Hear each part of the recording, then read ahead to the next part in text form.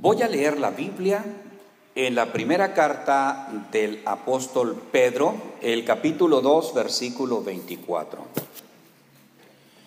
Él mismo llevó nuestros pecados en su cuerpo sobre la cruz, a fin de que muramos al pecado y vivamos a la justicia, porque por sus heridas fueron ustedes sanados. Gloria al Señor.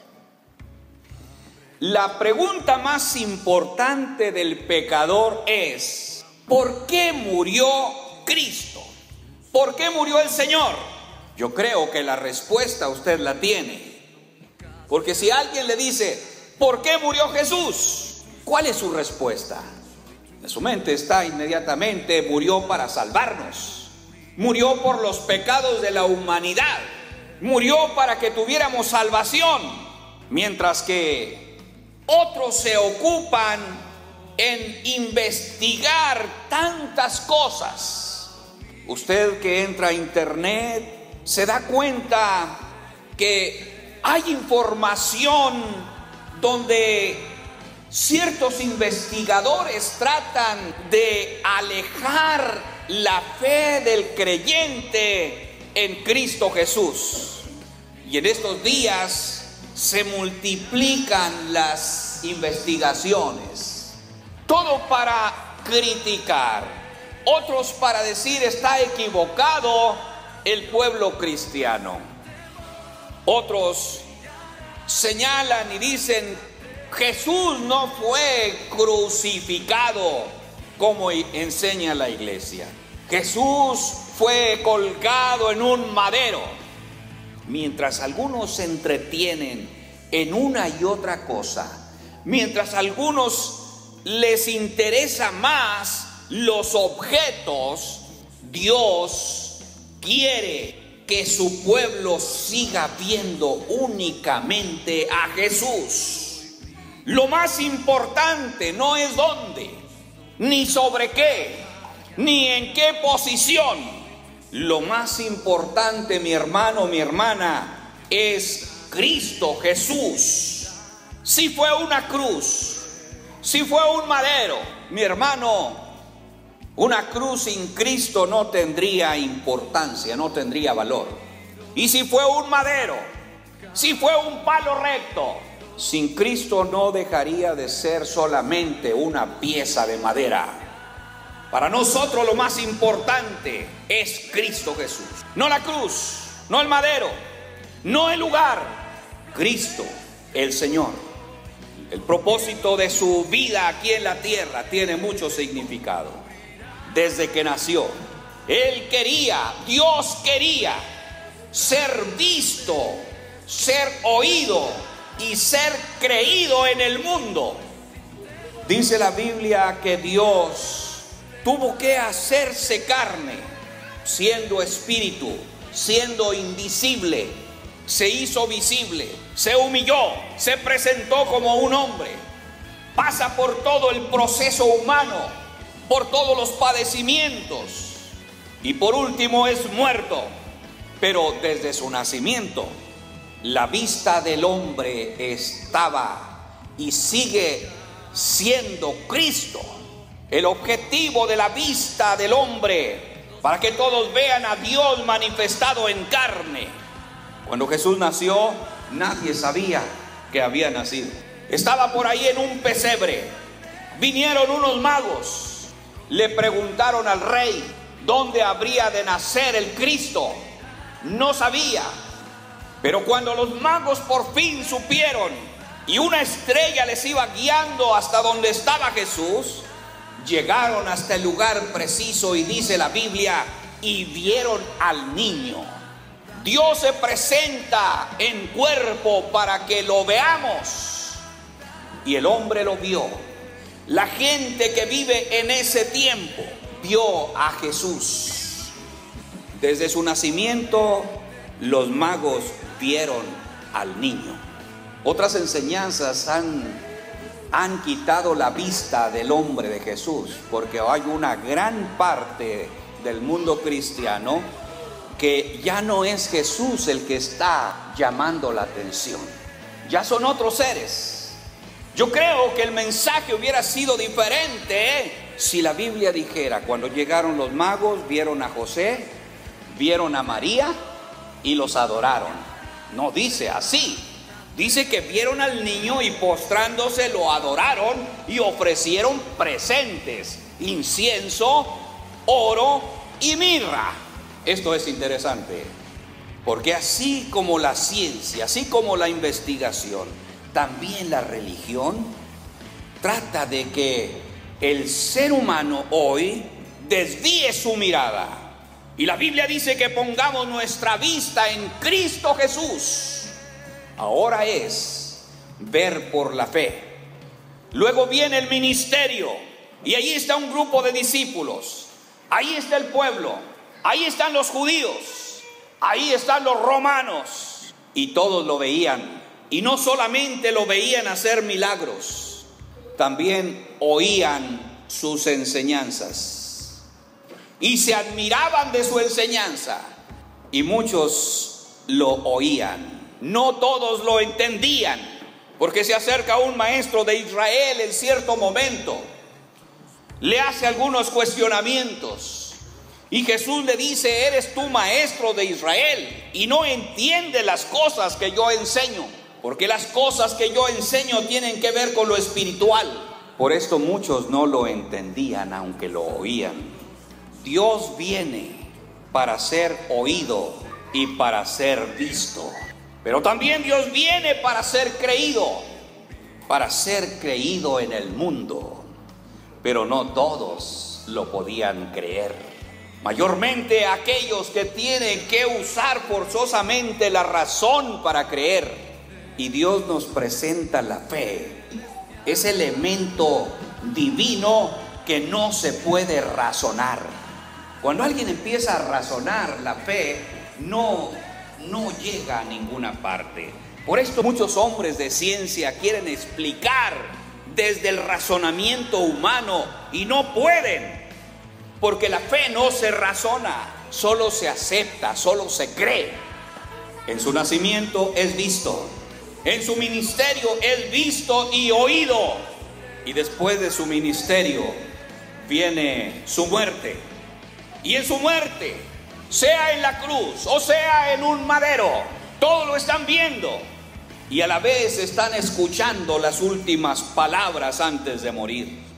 Y se cumple el propósito de Dios al ser presentado en un cuerpo visible, ser visto, ser oído y ser creído.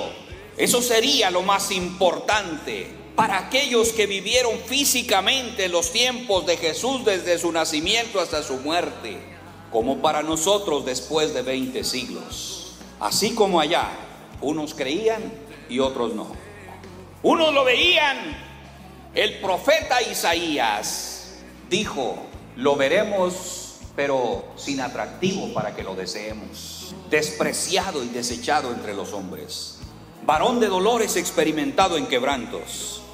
Sí, muchos lo veían, pero lo veían sin atractivo. Otros lo oían, pero no lo entendían.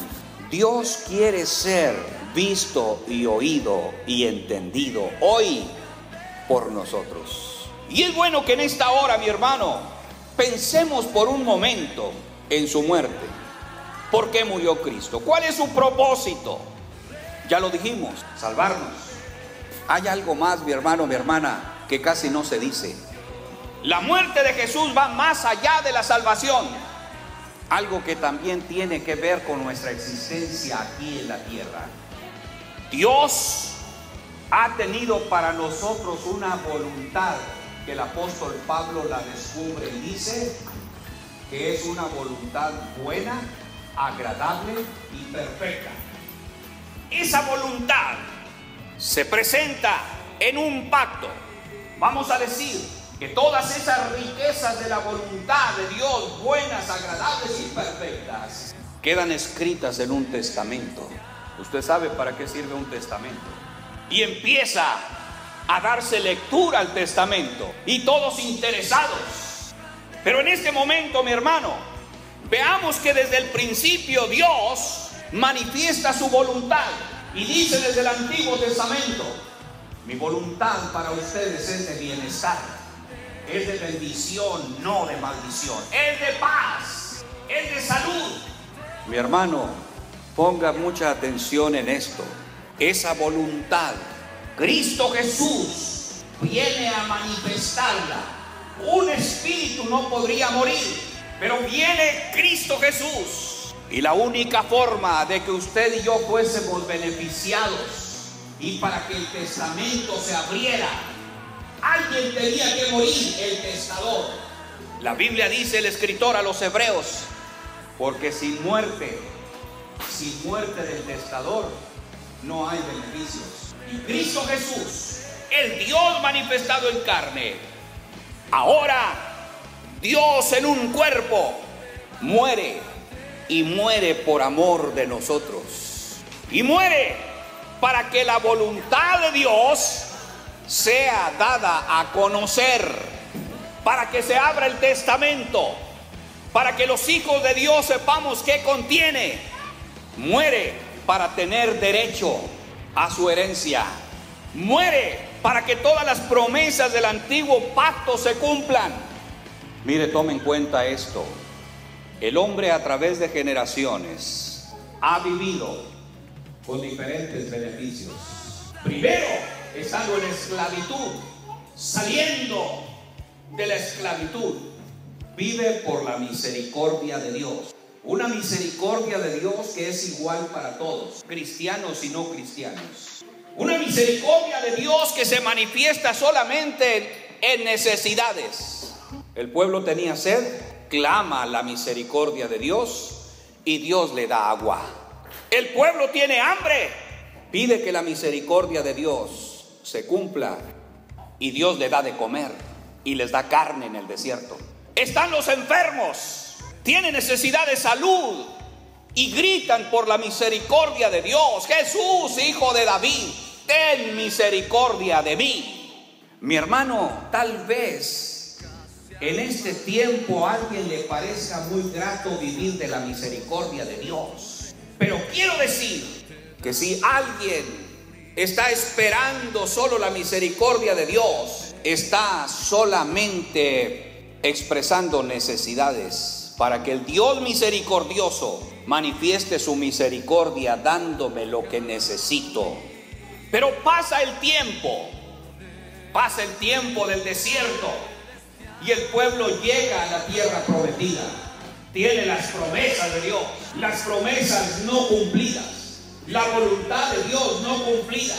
Y Dios le recuerda y dice, desde las promesas de Abraham hasta ti, que ya estás en la tierra prometida. Es prometida porque es por promesas. Mi hermano, tal vez usted dice, estoy en la tierra prometida. Es cierto. Dice, ya no estoy en el desierto. Sí, es cierto. Está en la tierra prometida, tiene las promesas de Dios, está la voluntad de Dios cierta y segura, pero no la disfruta. ¿Por qué? Porque todavía muchos no descubren la razón de la muerte de Jesús. Necesito saber qué dice el testamento. Necesito saber cuál es la voluntad de mi Padre para mí. Miren cómo es la religión de tremenda. Convenció a la gente de que la voluntad de Dios era para después de que se muera la persona. Y todos quedaron convencidos. Cuando yo me muera, la voluntad de Dios es que disfrute en el cielo de unas moradas eternas, donde las calles son de oro. Pero yo quiero que veamos en este momento, mi hermano, ¿qué dijo Jesús a sus discípulos? Les dice Jesús, cuando oren, cuando se vayan a dirigir con papá, tomen en cuenta esto, que hay una voluntad para el cielo. Entonces, díganle, Padre, que se haga tu voluntad aquí en la tierra, así como en el cielo. Repita esto, por favor, mi hermano, en esta ocasión. No es un rezo. ¿Cuántos le decimos a Dios como rezo? Que se haga tu voluntad en el cielo, así como en la tierra. Dice el Señor, hay una voluntad que el apóstol Pablo descubre es agradable, es buena y es perfecta. Nada desagradable, nada malo, todo es bueno. Dice Dios, siempre estoy pensando en ustedes, darles cosas buenas. Yo pienso y digo, si Dios no quisiera que esa voluntad buena, agradable y perfecta en el cielo, si no quisiera que se hiciera efectiva aquí en la tierra, en esta existencia, Jesús no lo hubiera dicho, hubiera guardado silencio. Es más, les hubiera dicho tal vez, hay una voluntad de Dios, pero es hasta que se mueran, así que no se preocupen en pedir. Sin embargo, cuando estén orando, pídanle que la voluntad que Él tiene para nosotros en el cielo se haga efectiva aquí en la tierra. Digo, ¿lo cree esto mi hermano o mejor me callo? Digo, porque si no lo cree, ¿para qué predicarlo? El problema de la iglesia es que se predica y se predica la verdad. Y mire, la gente mejor sigue prefiriendo pagarle a los psíquicos para saber cuál es su suerte. Sin embargo, el Señor dice, hay una voluntad de su Padre, díganle que se cumpla aquí en la tierra, así como en el cielo. El testamento se abre. Entonces, los que oyen y creen tienen derecho a esa herencia. Ahora, ya no vivimos ni por la misericordia de Dios, ni en la tierra prometida por las promesas de Dios. Ahora hay una herencia. Ya salió del desierto, qué bueno. Ya está en la tierra prometida, qué bueno. Pero estar en la tierra prometida donde los frutos son deliciosos y no probarlos, donde hay abundancia de frutos y no disfrutarlos, de nada sirve estar en la tierra prometida. Pero mi hermano, llegamos a la tierra prometida. El hermano dice, bueno, ya no vivo por la misericordia de Dios, ahora tengo promesas.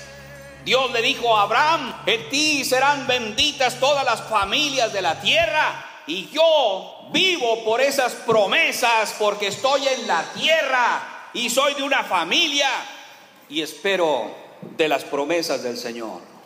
Dios dice, date cuenta de mi voluntad que está escrita en el testamento, ya se abrió. Cristo Jesús ya murió para que conozcas, para que sepas por qué estás aquí. Y mire mi hermano, hemos venido aquí en esta tarde para creer lo que estamos oyendo. La voluntad de Dios es dada a conocer, es nuestra herencia, que no contiene nada desagradable, nada imperfecto, pero que sí hay cláusulas que contienen condiciones. Condiciones que son fáciles porque ya han sido enseñadas. Y la voluntad de Dios dice, quiero darte la salvación. Eres salvo por gracia, por medio de la fe. Es algo que viene de Dios. Es lo que te doy primero. Mire mi hermano, la gente cristiana la recibe y puede decir soy salvo. Es cierto, pero ahí se queda. Y Dios no solamente quiere darnos eso, salvos para vivir con diferentes necesidades. Esto es algo absurdo. ¿Salvos y enfermos? ¿Salvos y necesitados? No, mi hermano. Dios dice, mi voluntad es que seas salvo. Y yo digo, sí, está bien. Te acepto, Señor. Acepto tu voluntad en mi vida. Y acepto que por gracia soy salvo por medio de la fe. Y esto no es una cuestión mía, pues es un don de Dios. No es por obras para que nadie se gloríe. Pero luego Dios dice, un momento, hijo, no solamente eso. En mi voluntad es darte vida y vida eterna. Para esto necesitas creer. Creer en esa eternidad que está presente aún en esta existencia. Porque por el hecho de que yo muera no significa que ya se terminaron las cosas.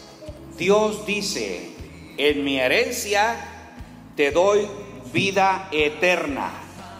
Y se hace manifiesta mientras existes, cuando conoces y crees en Jesucristo.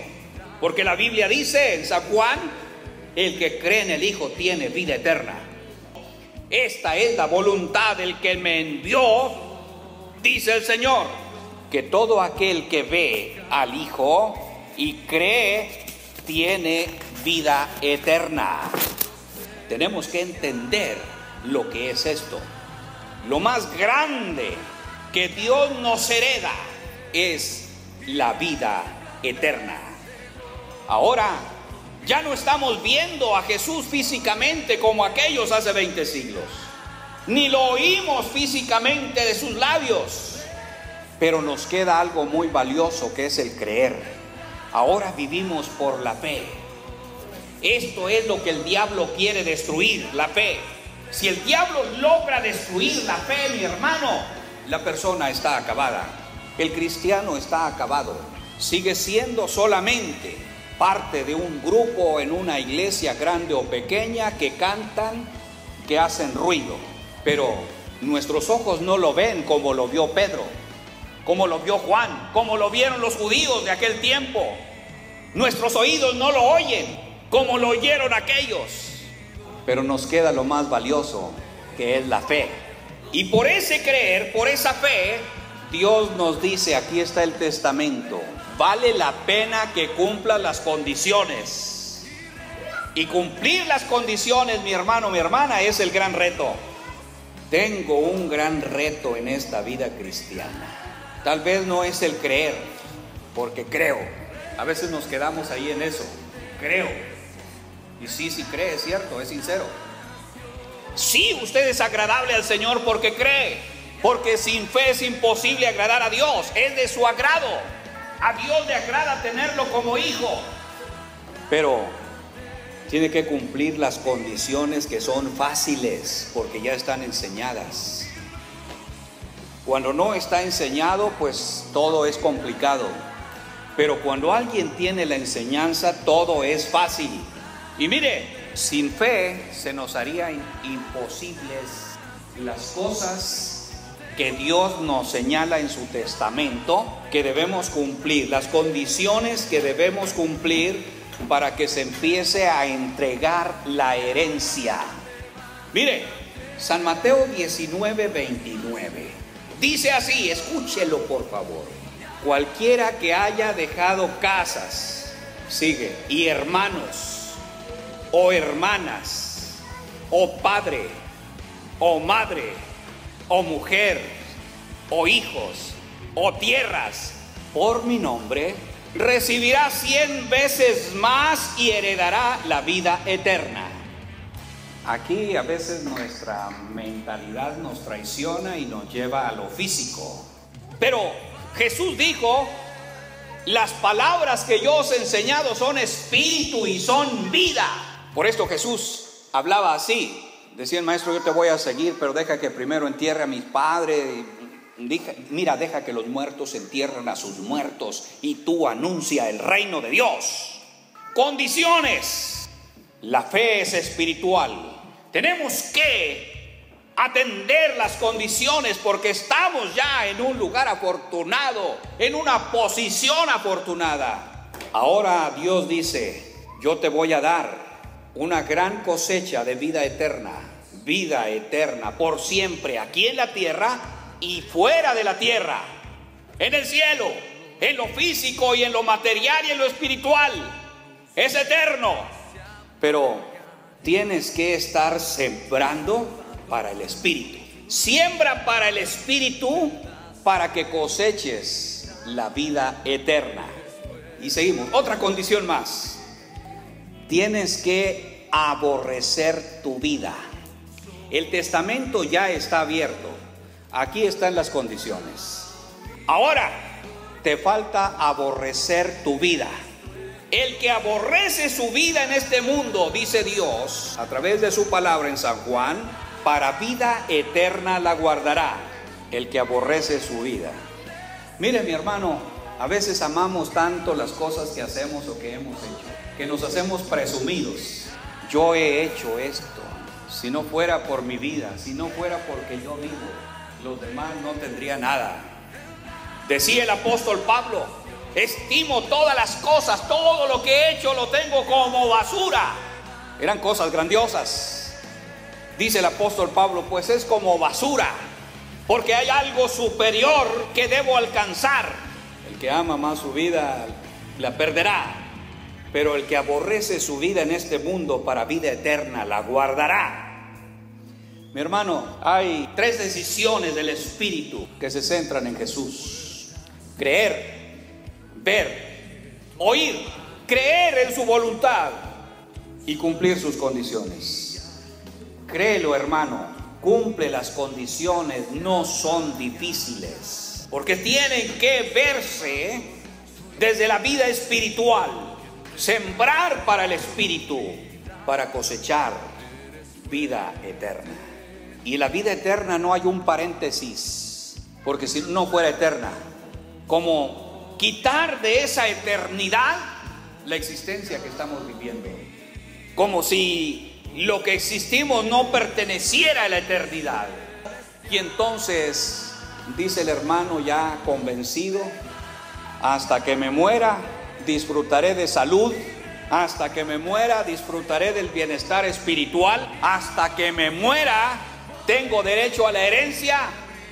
Y entonces no le hicimos caso a Jesús, que decía, que insistía a sus discípulos: cuando oren, díganle: Padre nuestro que estás en el cielo, que se haga tu voluntad así como en el cielo, también aquí en la tierra. Yo no sé, mi hermano, pero si usted en esta hora le cree a la palabra y ha venido pensando en necesidades, en enfermedades, en situaciones físicas y en situaciones espirituales, si aprovecha hoy el momento de la palabra de Dios y le dice desde el corazón: Señor, Padre, te pido que esa voluntad expresada en tu testamento, que esa voluntad expresada y que se dio a conocer después de la muerte de Jesús, se haga efectiva hoy aquí en mi vida. Porque el que cree en Cristo Jesús tiene vida eterna. Hay que pedirla. Es voluntad de Dios. Y yo le voy a pedir, mi hermano, que en esta tarde la pida, como dijo Jesús: que la voluntad que tienes para mi vida en el cielo sea también aquí en la tierra. En el cielo no hay enfermedad. En el cielo, mi hermano, no hay nada desagradable. Mire, mi hermano, si usted le cree al Señor hoy, no necesita más andar buscando bienestar. En lugar de decirle: Señor, que tu voluntad que tienes para mí en el cielo se haga efectiva aquí en la tierra, porque si Jesús lo dijo es porque tú estás desesperado por hacerlo. Gracias a Dios por su palabra. Yo la creo. Eso me mantiene orgulloso. Gracias a Dios. Levante sus manos. Señor Jesús, este día, Señor, ha sido muy especial para mi vida. Me doy cuenta que tu muerte en la cruz del Calvario ha sido para un gran beneficio de toda la humanidad y muy especialmente para mi vida hoy. Porque no solamente moriste para salvarme, hay grandezas, Señor, que tú has querido darme como hombre, como hijo tuyo, Señor. Has querido darme como una persona salva. Yo sé, Señor, que juntamente con la salvación viene todo lo que tiene que ver con la vida. Y la vida no solamente tiene que ver mientras existo, sino que va por la eternidad. Señor, yo creo tu palabra y sé que tu voluntad es valiosa, es buena, es agradable y es perfecta. Hoy, Señor, te pido desde mi corazón, porque sé que tú lo quieres así, que la voluntad que tienes para mí en el cielo se haga efectiva aquí en la tierra también. Tú lo deseas, pero esperas que yo lo pida y me das todo lo que necesito yo para ejecutar las cosas que tú quieres de mi parte. Por esto, Señor, en esta hora te doy gracias. Gracias, Señor, por amarme. Gracias por salvarme. Y gracias por ofrecerme todos los recursos que yo necesito hoy en este tiempo.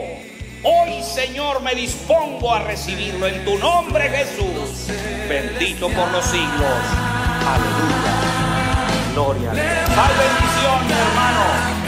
Hay bendición para su vida, para nuestra vida. Hoy, porque el Señor así lo quiere.